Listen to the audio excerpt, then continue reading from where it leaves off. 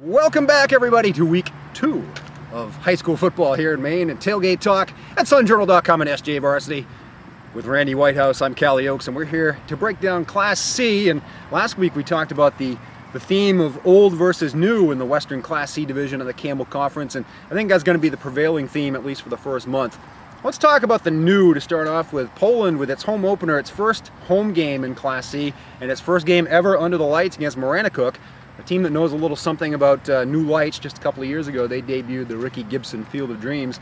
Two teams that won impressively last Friday night. Somebody's going to be 2-0 and have a pretty good inside track to making the Western Class C playoffs. Who's going to be? Yeah, this is a big game, I think, for both teams. I think, you know, most people had them ranked somewhere in the same vicinity. I think we might have underrated Maranacook a little bit. They had an impressive performance last week against Trape. Had a big goal line stand.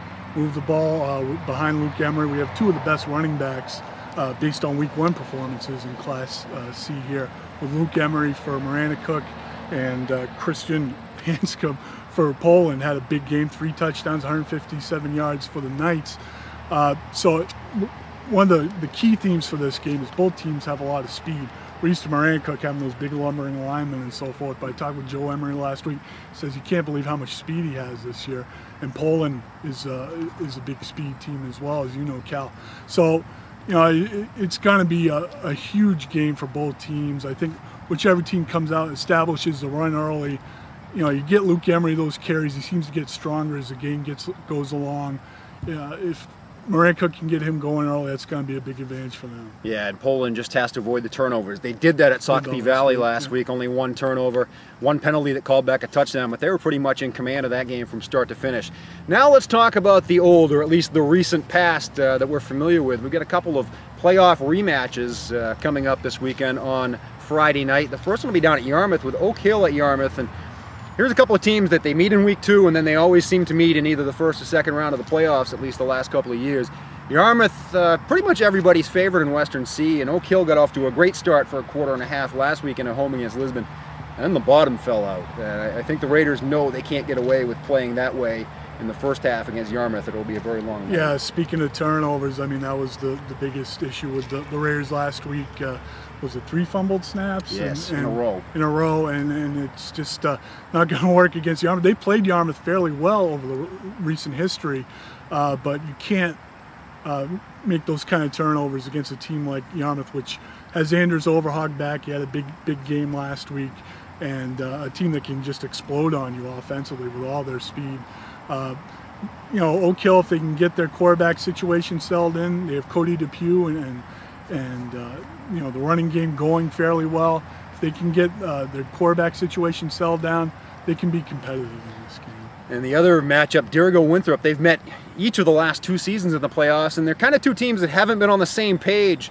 Winthrop 2 years ago, or actually Dirigo 2 years ago, Class C state champion, a very senior-dominated team, and they handled Winthrop with ease, both in the regular season and in the semifinal round of the playoffs. Last year it was Winthrop's turn with the big senior class. They took care of business both in the regular season and in the quarterfinal round of the playoffs.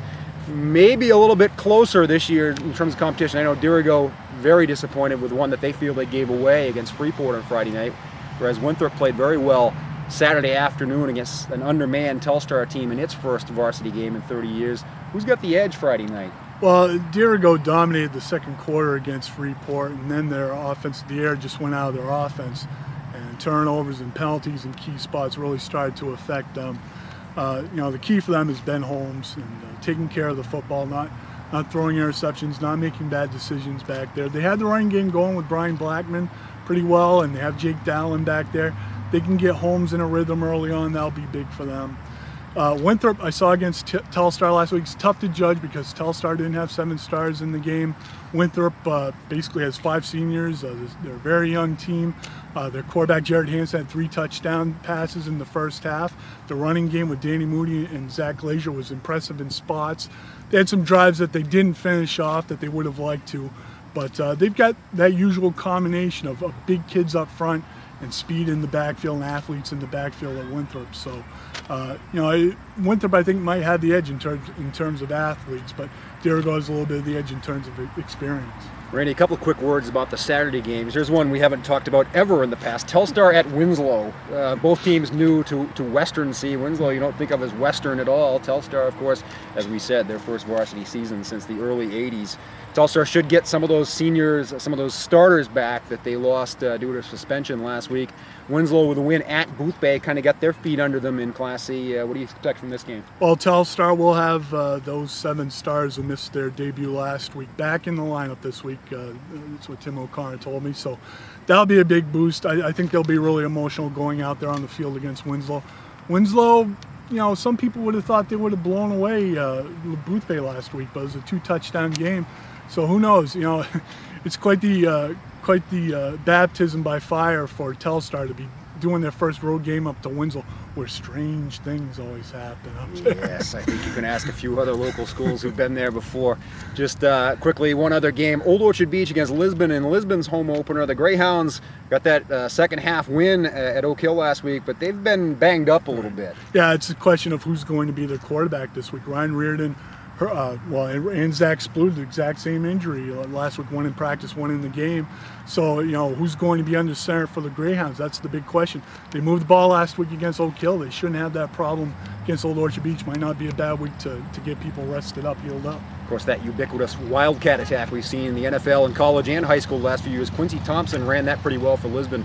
He may be a big factor on Saturday.